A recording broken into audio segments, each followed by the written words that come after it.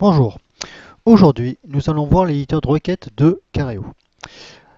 Nous allons voir une requête très simplifiée déjà pour avoir les bases de l'éditeur de requêtes.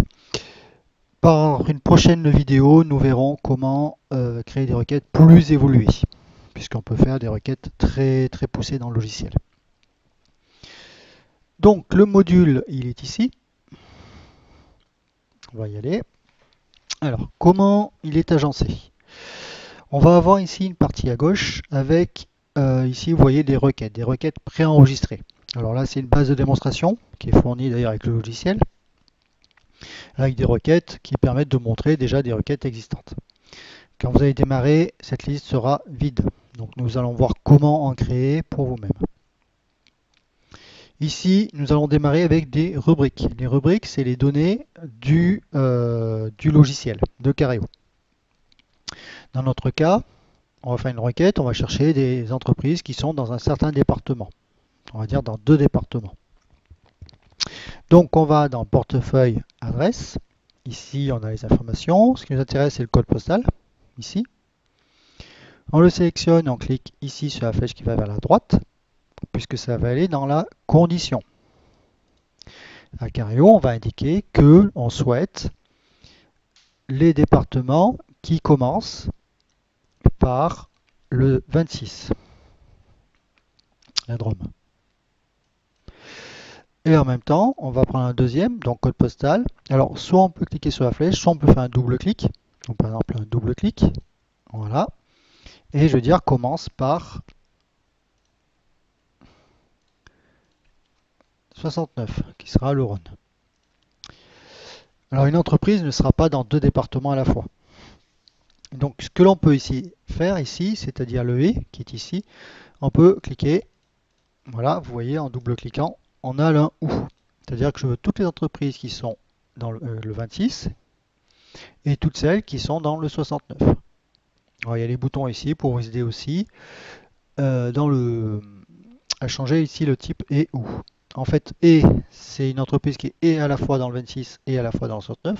Bon, dans l'autre cas, ça n'arrivera pas. Et là, c'est toutes ceux qui sont dans le 26 ou qui sont dans le 69. Vous voyez ici en bas, vous avez un récapitulatif plus parlant. Après, on verra que l'on peut rajouter des et, des ou et puis faire différentes choses avec. Là, on va lancer notre requête. On va dire, voilà, je veux voir toutes les entreprises qui sont dedans. Voilà. Donc, il nous a retrouvé 7 entreprises. Donc, on voit ici le nombre, 7 entreprises. Maintenant, ce qui nous intéresse, c'est d'avoir un peu plus d'informations. Là, bon, on a le nom des entreprises, mais on voudrait en avoir un peu plus de colonnes ici, que pour, par exemple, faire un plus postage ou un emailing. Donc, je vais modifier. Je vais retourner ici. Je vais ici dans l'affichage. Et là, donc par défaut, il y a le nom de l'entreprise. Mais on va rajouter ici le code postal. Donc je sélectionne code postal, je clique sur la droite, code postal.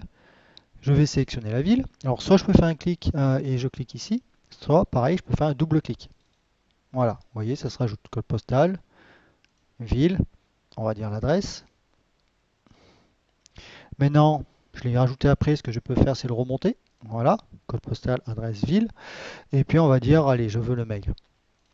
Voilà. Maintenant, si on veut faire un document, on va voir qu'on peut l'exporter sous Excel. Ce qui peut être intéressant, c'est de renommer les colonnes. C'est-à-dire qu'ici, je peux entrer je clique une fois pour sélectionner la ligne, je clique une deuxième fois et je vois ici, je mets client par exemple. Ici, CP, adresse, ville, email. Voilà. Si ici je fais lancer, voilà, on voit nos clients, le code postal, l'adresse, la ville et le mail. Vous voyez les titres des colonnes, ici, qui ont été changés. Donc là, on a fait notre requête. Maintenant, à partir de là, on peut voir ici quand on sélectionne une entreprise, par exemple celle-là, si je vais dans l'historique, je vais voir l'historique du client. Qu'est-ce qui a été dit, etc. Pareil, si j'en sélectionne une autre, historique, voilà, je vois un autre historique de tout ce qui s'est passé avec ce client-là. Et ainsi de suite. Ça permet déjà de là de peaufiner notre fichier. On peut aussi accéder à la fiche, ici, la fiche du client, pour entrer les informations. Donc ensuite, on va pouvoir l'exporter. Donc voilà, donc vous voyez exporter, donc on peut exporter sous format tableur, XML. Alors, tableur c'est Excel ou format CSV qui peut être réimporté ou travaillé, un fichier qui peut être de nouveau retravaillé derrière. On peut aussi par un clic droit, vous voyez, clic droit, exporter sous Excel également. On peut aussi ici dans les outils, donc là on l'a vu dans les vidéos précédentes, puis postage et emailing. Ici on peut créer, avoir différents traitements. Donc on peut, donc là par exemple j'ai sélectionné deux, générer les interventions pour ces deux entreprises. Voilà, dire à partir de ces deux entreprises je vais générer un appel téléphonique par exemple. Je peux en quelques clics créer ici des interventions pour toutes les fiches sélectionnées. Si j'en ai 100 ou 200, je vais créer 200 interventions en quelques clics. Je vais pouvoir réaliser des traitements, des fois pour le fichier, pour le mettre à jour, parce que le fichier évolue, etc. On va pouvoir définir des choses particulières sur les sélections. Voilà, par exemple pour changer le secteur, pour la classification, mettre le pays, enfin voilà, différentes choses qui sont disponibles. Le pays postage. Donc à partir de ces deux choses, de ces deux entreprises, on va pouvoir, bon, je ne vais pas le lancer, mais on va pouvoir ouvrir un document Word et le pré-remplir avec ces informations-là. Le code postal, l'adresse, la ville et de documents. Donc ça peut être aussi d'autres champs, hein. Là, j'ai mis que cela, mais on pourra en mettre tant qu'on veut. L'emailing, même principe, c'est-à-dire que ces deux-là, on veut faire un mail, je peux dire emailing, et je vais pouvoir le mettre dans l'emailing. Donc pour le postage emailing, je vous invite à voir les vidéos qui correspondent. Ici, donc, la requête nous satisfait, donc on voudrait la garder. Donc on peut faire modifier, et ici je vais faire enregistrer. Voulez-vous? Oui. Et là, on n'aura plus qu'à mettre le nom de notre requête. Par exemple, client du 2869.